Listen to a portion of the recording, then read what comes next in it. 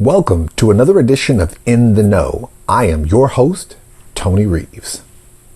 Everyone has a moment in their lives where they find their moment of independence, and it can manifest itself in many different ways or circumstances.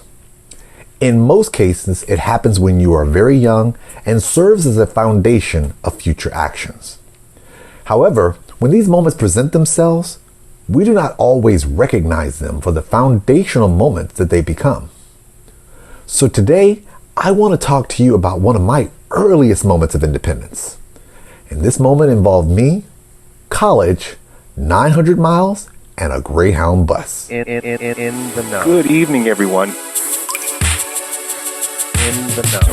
Tony Reed. Fire. Following the news in any way, shape, or form. No shortage of things to talk about.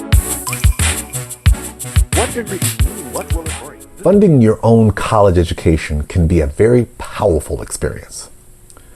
What can be equally powerful is paying for your transportation back and forth to college. Now, for those of you who may not know, I am from Pine Bluff, Arkansas, which is a small rural town in the southeast part of Arkansas. I attended college at the University of Tampa in Tampa, Florida. Tampa is a city in the southwest portions of Florida. Now, for geography purposes, the fastest route from my hometown to my college town is about 914 miles. Now, during my first year of college, I used to travel back and forth by car with my high school friend. And at the time, the trip took us about 15 hours. And you got to recognize that we were two happy-go-lucky kids from Arkansas just going to school in Florida. However, during the summer between my freshman year and sophomore year, that changed. My friend told me that he would not be returning back to school. As such, I was in a funky spot. See, when he and I drove back and forth, traveling was fairly straightforward. We split money for gas. We only stopped to eat when we put gas in the car. And so as a whole, the trip was roughly about $40 per person. Now remember, I went to college in the 80s, so gas and a value meal from McDonald's was really cheap at the time. In any event, I was forced to make a very difficult decision. I had to figure out how I was going to get back and forth to college to my hometown, which brought me to the only logical choice that I felt that I could make: Greyhound bus. Now, you're probably wondering, why in the world would you pick Greyhound bus? Well, a lot of this had to do with the early decision-making process I had when I was becoming a young man.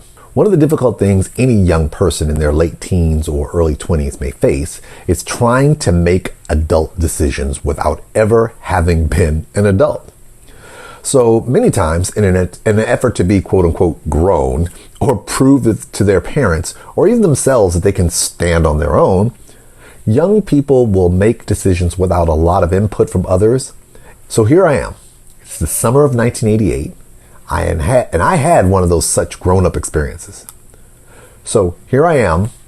I'm working a summer job as a dishwasher, just finding out that I have to pay for my own way to go back and forth to college, and trying to figure out a way to pay for my travel which would not involve me asking my single mother for money.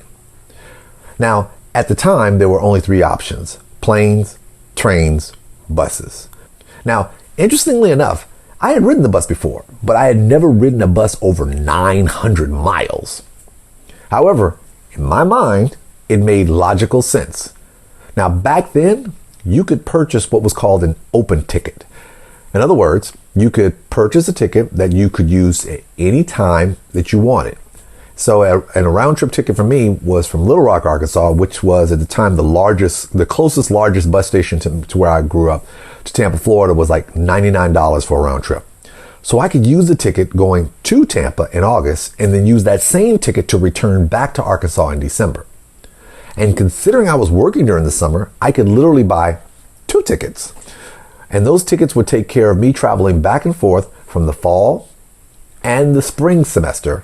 And this way I had both of those addressed.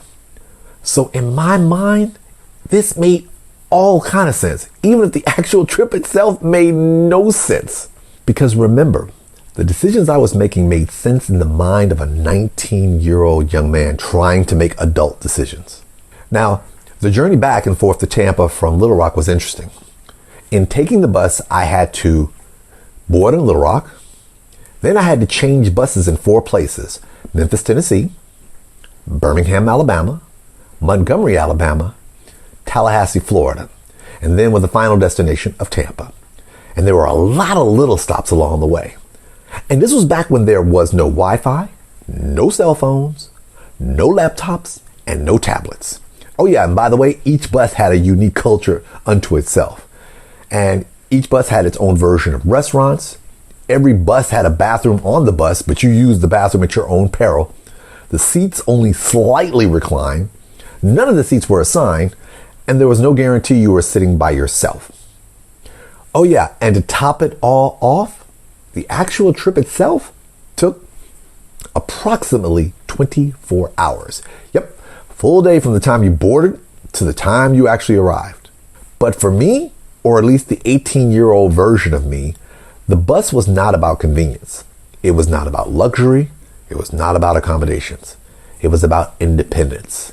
It was about proving to myself that I could handle all aspects of my college experience. And for me, I was proud because by the end of my first semester of my sophomore year, I had college paid for. So in order for me to feel more independent, I wanted to make sure I could also pay for school as well as pay for getting to and from school. And this made me feel like I was keeping my word to my mother about me being responsible for paying for my own college experience. In the end, it really made no sense that I put myself through the grind of spending 4 days a year on a bus. But if those days meant my mother would not have to pay for the expense of my traveling, that I believed I had succeeded in making a grown-up decision and, most importantly, asserting my independence. That's it for today's In the Know with Tony Reeves. And I want you to remember something. When young people are trying to assert their independence, they may do so in ways that may not make any sense to you. But just remember, it makes sense to them. And let them work through the kinks of experiencing what it means to be independent. And as always, I want to thank you, our listening audience, for tuning in. As always, if you have Instagram, Facebook, and or Twitter, make sure you type in my handle. My name is Reeves for more interesting and dynamic content. And as always, I'm Tony Reeves. Always make sure you're in the know and be ready to answer the question, are you ready for the Anthony Reeves experience? In the know. Good evening, everyone. In the know. Tony Reeves. Tony Reeves. Tony Reeves. Tony Reeves. Fire. Following the news in any way, shape, or form. No shortage of things to talk about. What does it mean? What will it bring? Is this a reality we simply have to accept? Tony Reeves. Fire. Tony Reeves. Let's go ahead and get started.